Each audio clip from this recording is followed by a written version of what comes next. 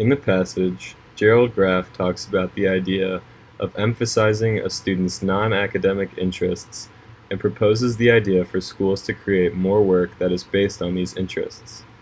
He focuses this passage towards schools and colleges that may not be implementing assignments that work with a student's own interests, thus interfering with a different process of learning. He begins by referencing his own life and how street smarts had ruled in the area that he had lived. This further backs his reasoning for why focusing on specific academic aspects can interfere with the way one looks upon learning and engaging themselves deeper into something. The idea of pushing students to work more directly with what they are truly interested in had stood out, as I've found that teachers focus more on connecting interests to assignments rather than analyzing interests as the basis of a project.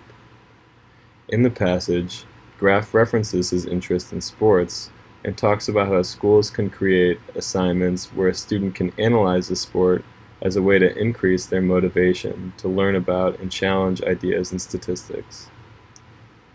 I was able to connect to this idea with my own interest in cars and how my early learning had been affected by diving deeper into the topic in school. I found that being allowed to do thoughtful work on a topic that I truly enjoy helped me drive my motivation to be engaged in all topics rather than simply my own interests.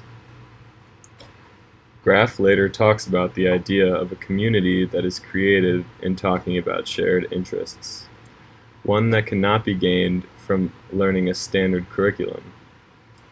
This idea of community is one that I can agree with, as meeting and working with new people on a project related to something like cars would help me have a shared interest between everyone and pushes me to analyze and challenge other views on the topic itself.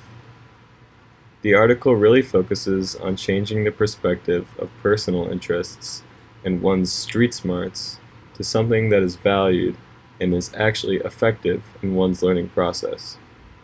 The educated person in today's society being knowledgeable in is known as being knowledgeable in specific texts and topics, and has become such a widely represented example that has not been challenged enough in the way described in the passage.